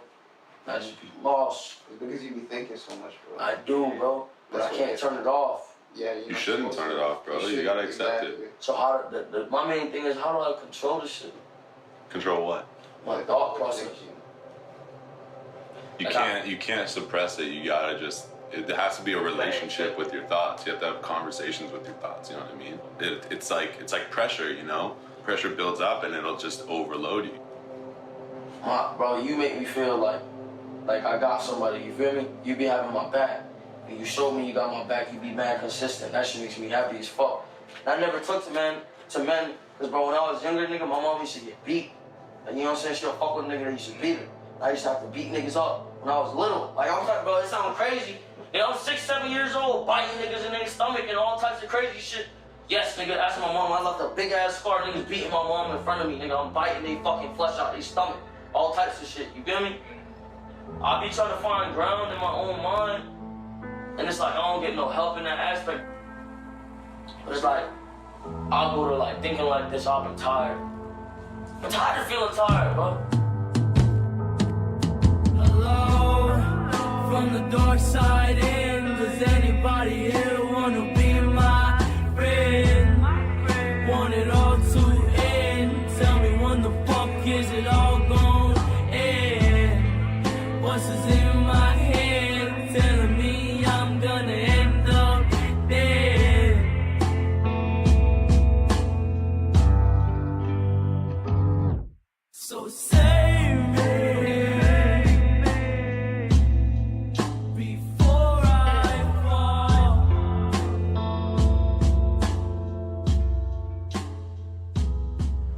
Okay, guys, so basically, this is what I wanted to explain today, just based off of what I've learned. You have to take a second to sit down to thoroughly observe your patterns. Do you move when you don't want to move? Do you get angry when you don't want to get angry? You have to fix these things about yourself. You have to give a fuck about yourself, and that makes life so much better. Like, I'm learning to do it now, and it makes life 10 times better. It makes you feel better.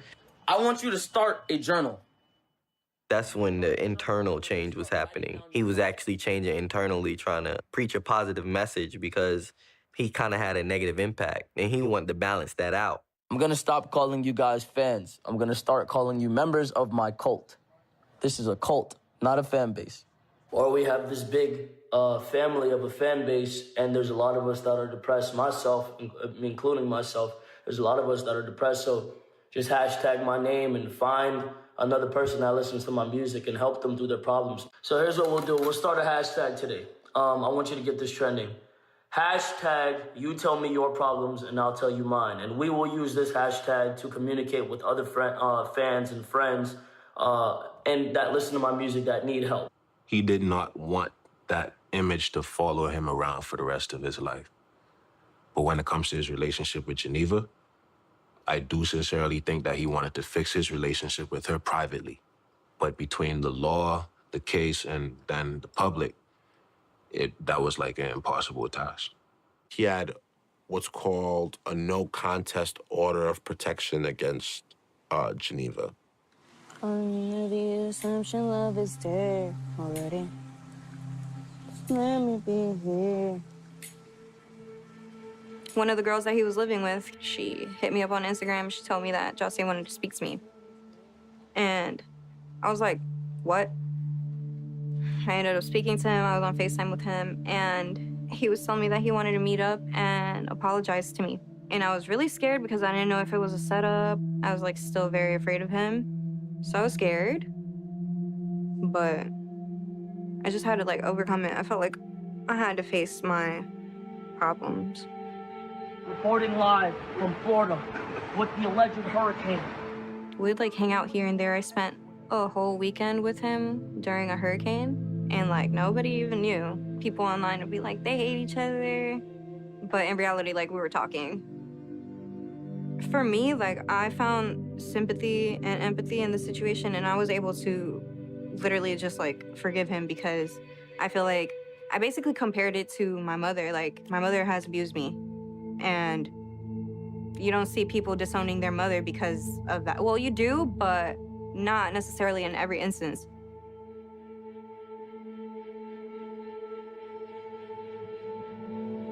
They both had an opinion on what should happen, but at some point the state of Florida wanted otherwise. When Geneva sent in her affidavit to say she no longer wanted to pursue criminal charges, I think that prompted them to go through the jail calls. You know, there was so much stuff on there. They easily charged Jose with a bunch of new counts of witness tampering. Okay, guys, so I was just given 7 more charges by the state attorney's office, and I have a court date on the 15th. So I would ask that everyone come to support me.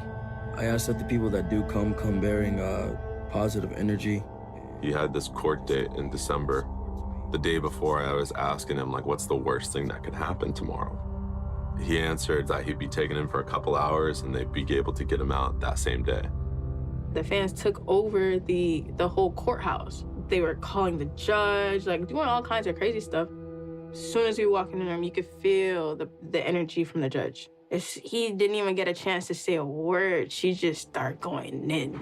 Sir, would you stop lying to all your friends? We know your friends are in here to watch you, to make a fuss, to make you take little videos for YouTube. You need to get out of here. It seemed like she just knew in her mind she was gonna take him that day to make an example of, you don't have more power than we do. They ended up taking him in for a week.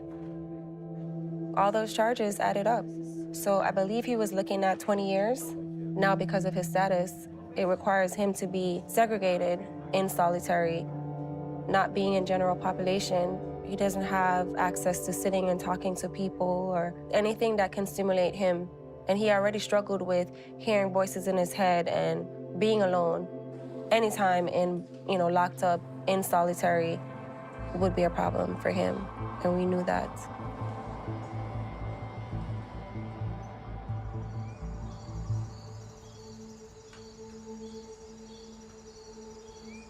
It doesn't matter how many times he spoke about like helping each other or something like that. It was always, okay, but he beat Geneva.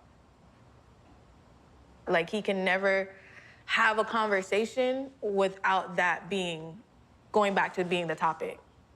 And why is that wrong? Why is it wrong? How do you fully redeem yourself if every time on every corner it just keeps popping up? But how do you fully redeem yourself without ever admitting that you did something wrong? He acknowledged that there was a situation, but self-acknowledgement and accountability, do I have to hold myself accountable and admit it to the world just for you guys to judge me anyways? They were gonna judge him no matter what, without knowing the full story. It didn't matter if he spoke that full story, they were gonna judge him no matter what. And that's all he was going through, was being judged. He could release a #1 album, you could love his song, but then they were still judging him based on that situation. It wasn't something he was able to escape, even though he was holding himself accountable. But he wasn't telling the truth about it publicly.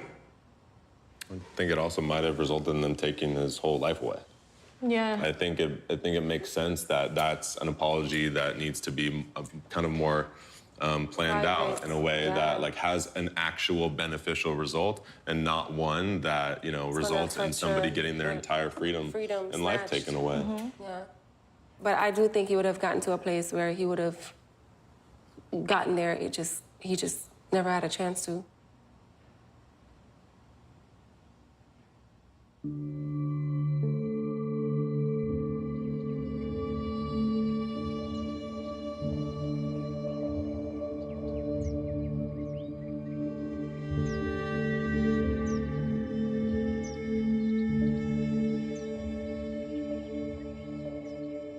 I got a call from a well-known psychologist by the name of Dr. Michael Brannon.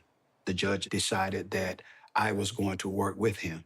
The judge pointed at me and says, everywhere you go, he's got to go. You got to go. He can't go anywhere without you. Well, the first day, it was people in here galore. I didn't want to go right then and there in a sit-down face-to-face because from a cultural kind of background, the connotations of therapy and counseling perception is what goes along with that. I'm crazy, I'm loco, and I ain't crazy. As a matter of fact, he mentioned that, ain't nothing wrong with me, I ain't crazy. I said, man, let's walk, let's just walk. Man, I got problems like anybody else. I said, look, I'm here, man, to treat you like a human being. It's about your life, man. It's a bigger picture to me. I'm concerned about you. And he looked like that, pointed at me, he's like, straight. I do not at all want any Guy was rule-based. He was like, yo, you gotta clean this shit up. Way too many people in and out of your house, bro. You can't control what these people are gonna do. Something bad is gonna happen. Yo, you know what? You can't have all these women in your house. It's gonna lead to something. You just pick one and call it a day. He picked Jen. Before me and Ja ever dated, we're not two people that were looking for anything at all. He actually wanted me to be his assistant. Ja always saw me as this very nurturing, caring person, and he felt very safe when he was with me, and I did too. So he just kind of said, like, you're my girlfriend now, and if you don't want to be here, you don't have to be, but if you want to, I would love for you to be. I'm like, okay. I could be your rock, you could be mine. I will say there were some days I felt like I was definitely walking on shards of glass because you didn't know what you were gonna get. We would have sessions. We would just sit down and talk and laugh. Whatever his pain or whatever he was going through, whatever he wanted to talk to me about, personal, family kind of stuff. And I recognized then that this was a traumatized human being, unable to grieve. And he had to play out the macho. He's 5'2". He's gonna play out this macho, the rap, the hip hop, and all that. He ain't chance. And he's dealing with an enormous amount of emotion and a lot of stuff. I never could be his biological father, and that was not my role. But if anything, that I could be there, and that I didn't want money from him, it was about him, just as a human being that deserved the dignity and the respect. like a blow. She won't woohoo me, ayy, just like a song. Right on my dick like a blunt. Right on my dick like a blunt. Her booty bit like a pimple. Pot that pussy like a pimple. And I know this from what Cleo and Solomon and everyone told me. It's like when I was around making music with him, that's when he was happy.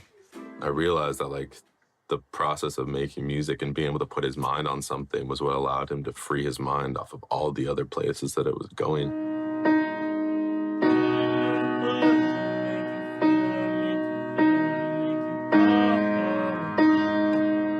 That's scary, bro.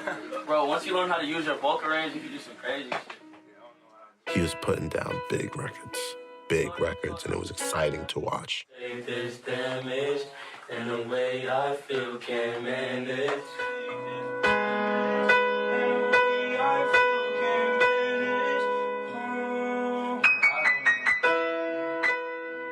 He was on house arrest, and going to the studio and having to be home at a certain time became an issue. And so we decided to knock out the closets and build a studio in home for him. Whenever he gets into the mood, it's right there. It was the X. I remember like there was a day in early January that he was asking me if I had any beats. And I said, yeah, I have beats from this person and that person and this producer and that producer. And he said, no, you. And so I reached over and kind of logged into my Box account on his computer. And before I could click on anything, because I was so nervous, I was trying to figure out what to play him, he clicked on something called Sad Banjo, which turned out to be the beat for Sad. Did you mute that sound or are you like... I like it. Okay. And in maybe like 5 or 10 minutes, he wrote that whole song. Someone that's afraid to let go. Oh, that's nice. That's dope. You decide. Who am I? Yeah. Who am I? Someone that's afraid to let go. You decide. That's fire. Yeah. Like the day we got the mix of Sad back, I remember us kind of looking at each other and being like, this is different. There was always this desire to have something that just would kind of set him apart from everyone else that he was being compared to at the time. And this would have been a song where there's zero rapping on it. And the idea of this song coming out, especially at the same time as a song called Changes, that excited me and it excited him. And then when those two songs came out, I felt like the entire world changed. Someone that's afraid to let go. You decide if you're ever gonna let me know. Yeah, suicide if you ever try to let go. I'm sad, I know, yeah. I'm sad, I know, yeah. Someone that's afraid to let go. You decide.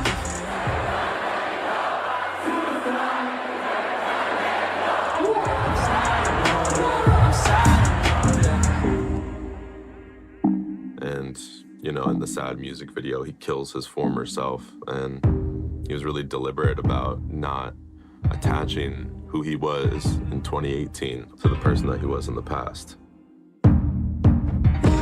Someone that's afraid to let go.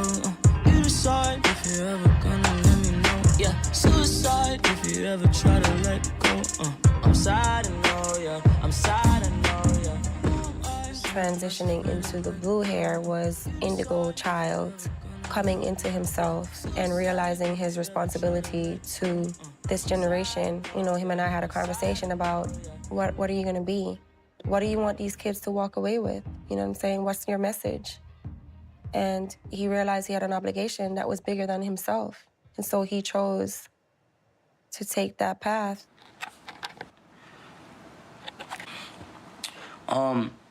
Okay, so my current focus is creation and evolution.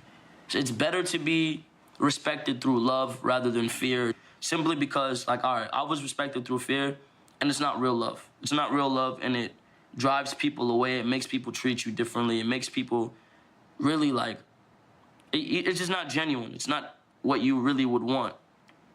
Like, it's better not to be a crazy motherfucker. It's better not, because I've went through that. There was a point where I wanted to be the villain, and it's not fun, bro. It's not fun. People it doesn't attract anything that you truly want. I've started to look at myself very differently and beat myself up. And you guys are the only thing that gives me hope. You guys are the only things that thing that motivates me to ideally, like, yo, be strong. You have over 8 million kids or adults and teenagers watching you, relying on you for this hope. Jahseh was becoming more patient.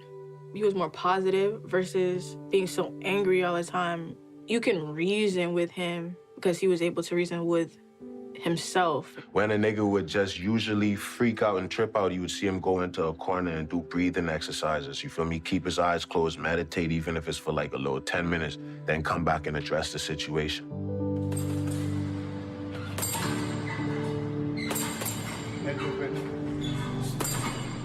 One day, I get home and I'm like, something doesn't feel right.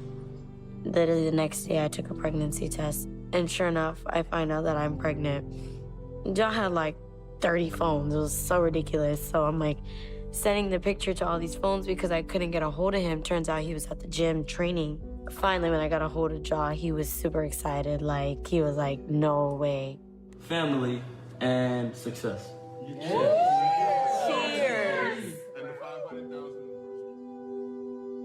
I almost felt like he knew how to relate to kids more than he did other people.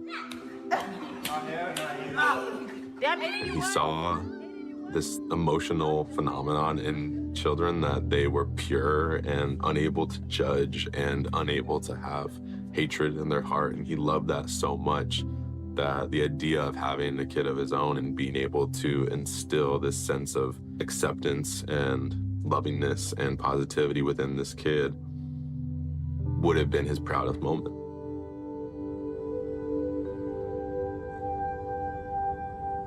And on one incident, I took him to Nobu. It was his first time eating at a fancy restaurant. And they pulled up, and we were sitting down eating, and he was fucking around with the chopsticks. And we were just sitting there, and we started talking about kids. And he was like, "You're gonna be a great dad." I said, "You're gonna be a great dad too someday, bro." He said, "No, I'm not." So, what do you mean? And he just looked me dead in the eye and he was like, "I'm not gonna make it past 21. And then just went right back to fucking with the chopsticks. Like he hadn't said a thing. He always spoke about death and was fascinated with it, I think, since he was about 15. It's almost as if he was preparing me that he wasn't gonna be here. His lawyers called and told me that they were coming to pick Jah up Tuesday.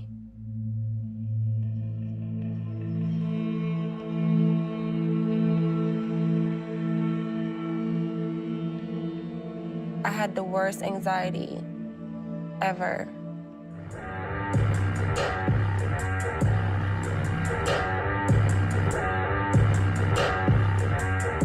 I went to the studio and he was working on his first beat. And he was so proud. And I was so proud because I was like, yo, where did you come from? How did you even learn to do these things, you know? He spoke about possibly running. And I was like, Jah, where are you gonna go? You have blue hair with tats all over your face. You're not exactly gonna blend in with the crowd. And he was like, I don't understand what's happening. Or why? And I said, kid, you're powerful. I said, I've watched you control your crowd and your audience. I said, that's dangerous to the status quo. He got up from around the table and he said, to whom much is given, much is required. And then he said, you know, I'm gonna go buy a bike. And I was like, what? Why? Because at the time he had about 3 bikes in the garage and then some other ones at his other house that he doesn't even ride them. But I knew my son. I knew it was because he was so worried. He was so scared. Typically, I'd be like arguing with him about those type of things if it doesn't make sense. But I knew what that was. And so I was like, okay, let me get security together for you. And he was like, nah, they're gonna take too long. I called Jazz's brother, which is Aiden's dad. I called him and I was like, hey, Jah wants to go pick up this bike. I'm gonna need you to drive his car back in the event that he does get the bike. And I said, no matter what he says, don't leave his side.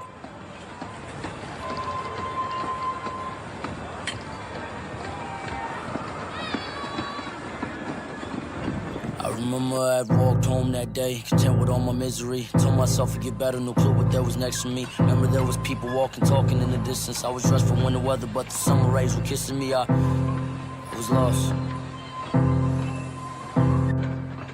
So I took a different path. In the distance, he awaited me. Had no weapon, I'm guessing his hands were just enough for me. Was no question, I'm guessing he laughed just at the sight of me. And there he was. His presence was alarming. As he approached was casual, we talked about self-harming. He told me, kid, you shouldn't be walking on your own. He smiled and laughed and pat my back. He asked, how far are you from home? I said, maybe 30 minutes. His frequency distorted quick, I seen it in his image. I should've run right fucking there. You ever woke up on the train track with no motherfucking clothes on? That before your eyes, you praying to God, but ain't no response. Trying to scream for hope, just a shoulder that you can lean on. But ain't nobody coming, so you scream on and scream on and scream on. While the evil fuck laugh at you. Trying getting closer, you still surprised that he bad at you. Tears falling harder and harder, minutes get minuscule. Could've had a son or a daughter, now what you finna do?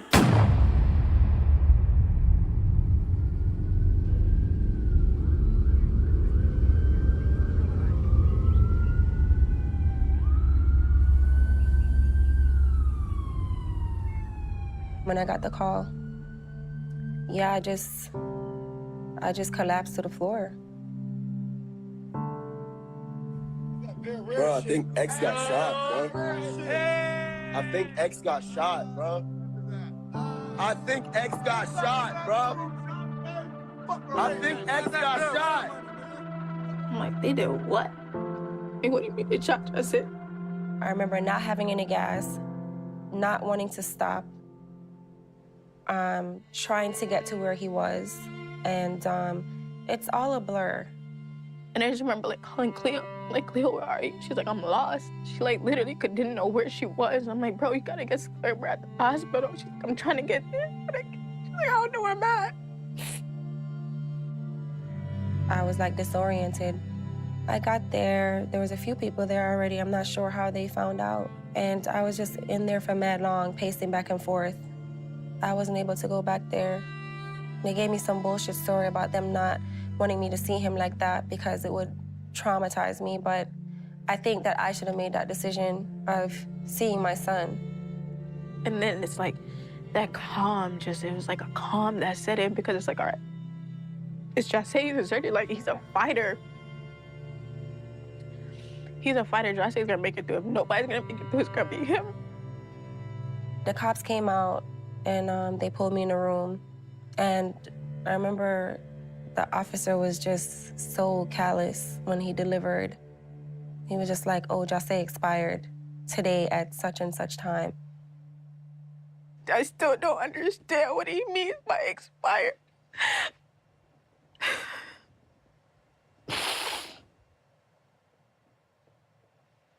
That shit just seemed like watching a movie or something. I don't know. I'll never come to terms with it. It went from that to just planning a funeral. I remember Cleo walking in the room and saying, how do we plan a funeral? How do I plan a funeral for my son?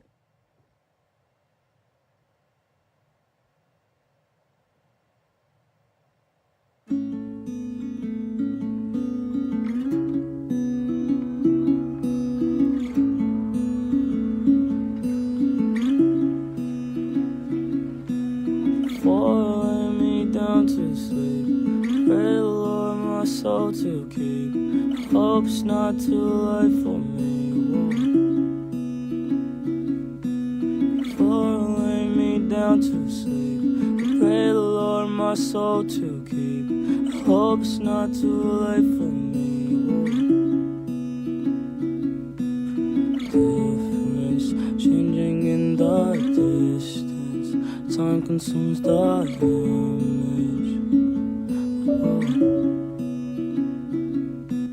Before I lay me down to sleep, I pray the Lord my soul to keep. Hope it's not too late for me.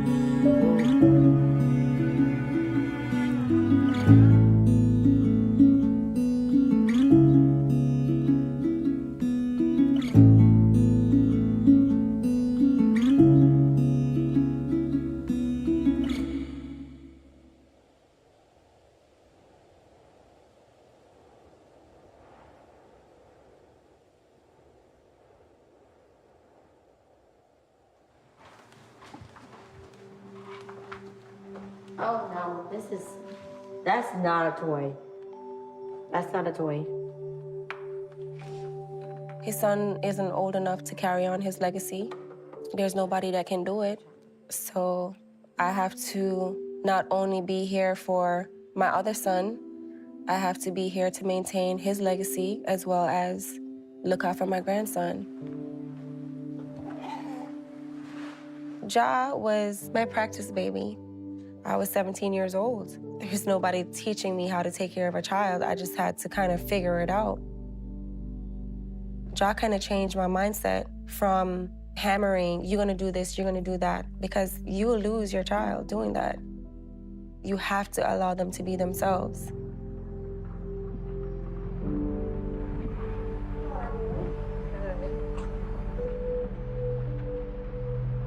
After José died, Cleo reached out to me like a year later. So she calls me, and before I answer the phone, I'm like, oh my God, like, I don't know if this is gonna be bad or good. I was like alleviated, but really nervous. You know, this is, my son's no longer here, and I feel like it's up to me now to make amends for any mistakes that he's done and try to right his wrongs as much as I can. I would actually like to hear you tell your story because, like I said, my son died and he's never admitted it to me. I don't think he would want me to see him in that light or know those things, that side of him. You know, just say was wrong for what he did. You know, there's no excuse for that, period. You know, but I just want the world to know that he wasn't that same person anymore, and that whether it's the past, is still a part of his story. Now, Cleo and I are cool. It makes me feel like a weight is lifted, basically, because like I felt like I wasn't accepted by the whole family the whole time.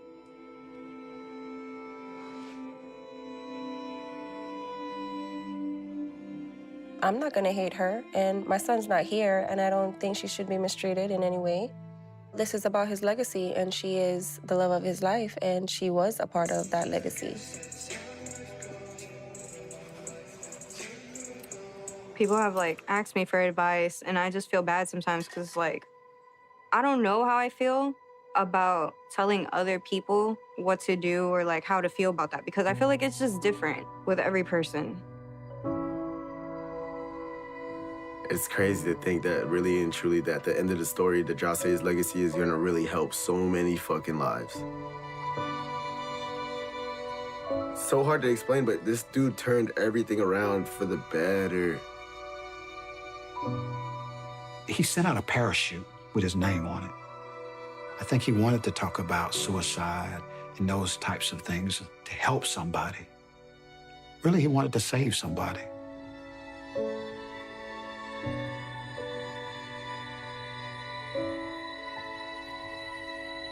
It could go a lot of ways for me, but I just know that I have to make José proud. I have to, because I know I'm gonna see him again in some cosmic plan. Some cosmic plan, I'm gonna see Ja again, and that's what I live my life based off of.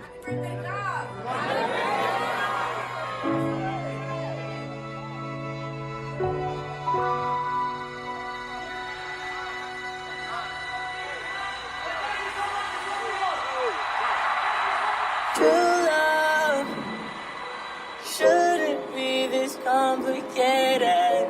Thought I'd die in your arms. I thought I'd die in your true love.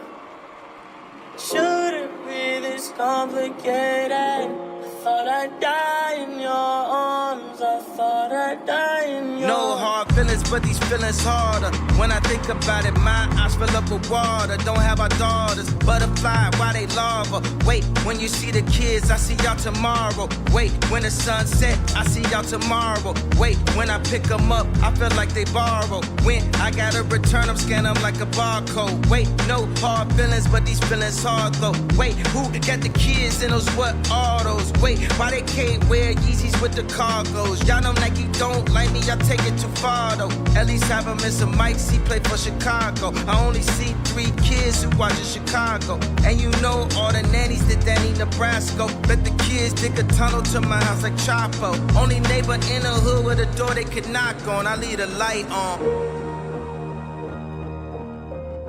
When I first found out about X, I was going through a very rough patch in my life.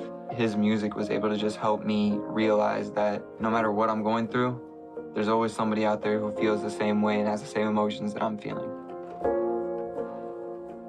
I looked at him as a mentor. I would hit him up for advice in high school. Like, I would hit him up for advice if I was going through something, and he was always there, literally. He was always there. Right, everybody wants to be acknowledged, you know. And, you know, you get the occasional thank you for the deal and nice, whatever. But, you know, our first deal, which was a 7-figure deal, he called me up and said, thank you, you're the reason my life has changed. I'm like, okay, that's kind of cool. No one's ever said that before. My favorite memory of Jahseh was when it was me, my homie Vinny Changos, Ski, and Ja. And like we played his music on the radio, and like he like stood up in the middle of the car, like put his like ear mad close to like to the speaker and was like, yo, is this me? Like, is this me right now? And I'm like, bro, this is you. And then for like literally the rest of the night, I kid you not, he just screamed, this is me, this is me, this is me for the whole night. So he's in the studio doing this thing, I hit record. He didn't even know I hit record. So I hit record and he's there doing his little thing, So he's like, all right, I'm ready now. So I just start playing back what he just did. And we're like, whoa, you was recording? I'm like, yeah. You were like, shit, I like that shit. Keep playing this. I'm like, all right. He never turned this into a song, but it was always one of those moments that kind of stuck with me.